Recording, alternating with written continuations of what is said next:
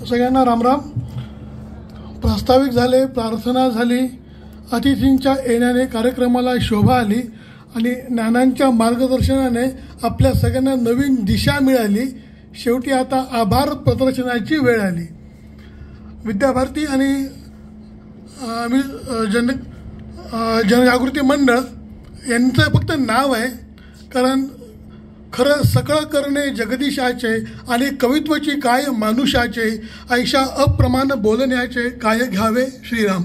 समर्थांच्या या ओवीप्रमाणे हे नाव जरी समोर दिसत असलं तरी ह्या सगळ्यांचा करता करविता तो परमपिता परमेश्वर आहे. सर्वप्रथम मी त्याचे आभार मानतो. आजच्या कार्यक्रमाला आपल्याला उपस्थित असलेले प्रमुख अतिथी आणि मार्गदर्शक त्यांनी आत्ता आपल्याला त्यांच्या भाषणामधून सांगितलं की माणसाने व्यक्ती म्हणून जगू नये तर व्यक्तिमत्व म्हणून जगावं, कारण व्यक्ती संपतो, व्यक्तिमत्व चिरकाल राहतं. असं एक प्रखर व्यक्तिमत्व आपल्यामध्ये आज उपस्थित राहिलं. त्यांची बारीक नजर आपल्यावर आहे हे त्यांनी आपल्याला दाखवून दिलंय.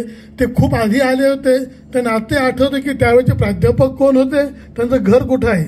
नाना, तुमची अशीच बारीक नजर आणि आशीर्वाद आमच्यावर राहील अशी मी अपेक्षा व्यक्त करतो आणि मनापासून त्यांचे आभार मानतो. आपण त्यांना हरिभाऊ नाना, दोन आदरवाचक शब्द आहेत, भाऊ आणि नाना, याच्यामधूनच त्यांच्याविषयी आपल्यामध्ये असणारा आदर आपल्याला लक्षात राहतो. सर्व घरचेच आहेत, परंतु घरचा आहेर याला राजकारणामध्ये वेगळा अर्थ आहे. हा आभार प्रदर्शन हा आपल्या संस्कृतीमध्ये घरचा आहेर आहे. दशावतारापैकी पूर्ण अवतार आपण श्रीकृष्णाला म्हणतो. असा श्रीकृष्ण डॉक्टर श्रीकृष्ण पांचाळ सर आपल्यामध्ये उपस्थित आहे. आपल्या जालन्याचे ते जिल्हाधिकारी आहेत. जिल्ह्यावर त्यांचा अधिकार आहे, पण आमचा त्यांच्यावर अधिकार आहे. आपल्या कार्यक्रमाला आवर्जून उपस्थित असणारे आणि जालन्याचं सारथ्य करणारे श्रीकृष्ण पांचाळ सर हे सुद्धा आपल्या व्यस्त दिनचर्येतून इथे आलेत. त्याबद्दल मी त्यांचे आभार मानतो. आपल्याला पुण्या मुंबईवरून जे काही तज्ज्ञ मार्गदर्शक म्हणून लाभलेले आहेत त्यांचा फक्त नामोल्लेख करतो. Doctor Shripad Dekane, doctor Milind Naik, Shri Jagdish Indulkar, doctor Govind Kulkarni आणि श्री आदित्य शिंदे.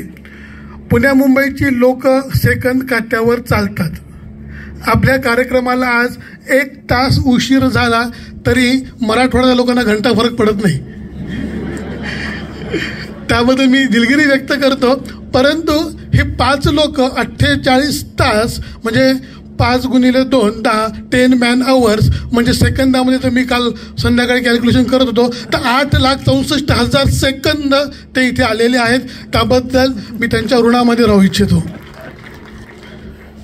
जालना एज्युकेशन सोसायटीचे अध्यक्ष श्री पुरुषोत्तमजी बगडिया सर, प्राचार्य गणेशजी अग्निहोत्री सर, इथला क्लास 4 स्टाफ, क्लर्क, प्राध्यापक, आयोजक सर्वांनी आम्हाला खूप मनापासून मदत केली. अशा ह्या भामाशाह जालना एज्युकेशन सोसायटीचे मी ऋण व्यक्त करतो. कार्यशाळेला उपस्थित असणारे सर्व सभासद, ज्यांची भोजनाची व्यवस्था करणारे आमचे पिंटू महाराज, त्यांना अन्नपूर्णा प्रसन्न आहे आणि तुमच्या सगळ्यांची ग्लुकोज लेवल कमी होते मला मान्य आहे. तर त्या पिंटू महाराजांचा देखील मी आभार व्यक्त करतो. उपस्थित पत्रकार, प्रसिद्धी देणारे सर्व सोशल मीडियाचे आमचे चाहते हितचिंतक, ज्यांनी प्रत्यक्ष किंवा अप्रत्यक्ष रीतीने आम्हाला मदत केलेली आहे, त्या सर्वांचे मी आयोजकांच्या वतीने आभार व्यक्त करतो. आणि सगळ्यात शेवटी की ज्यांच्याशिवाय ही कार्यशाळाच होणं शक्य नाही आहे. समर्थ म्हणतात की अभ्यासूनी प्रगटावे अथवा झाकोनी असावे, प्रगटूनी नासावे, हे बरे नव्हे श्रीराम. हे शिक्षक जे नेहमीच अभ्यासू आहेत आणि अभ्यास करण्यासाठी इथे आलेले आहेत. उन्हाळ्याची सुट्टी लागलेली आहे, त्यांचे काही प्लॅन असतील ते सोडून सुद्धा सर्व शिक्षक शेकडोच्या संख्येने इथे उपस्थित आहेत. जालन्यातील आणि बाहेरच्या जिल्ह्यातील देखील शिक्षक या ठिकाणी नोंदणी करून आलेले आहेत. त्या सर्व शिक्षकांचे मी आभार व्यक्त करतो. आणि जे काही स्वयंसेवक असतील, जे अखिल भारतीय विद्यार्थी परिषदेचे कार्यकर्ते आहेत, विद्याभारतीचे आहेत, जनजागृती मंडळाचे आहेत, ह्या सर्वांनी काही जणांनी प्रत्यक्ष अप्रत्यक्षपणे मदत केली.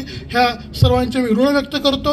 तुमच्या कोणाची जर ग्लुकोज कमी झाली असेल तर निरामयतर्फे ग्लुकोज मशीन बाहेर ठेवलेली आहे, त्याचा लाभ घ्यावा. धन्यवाद.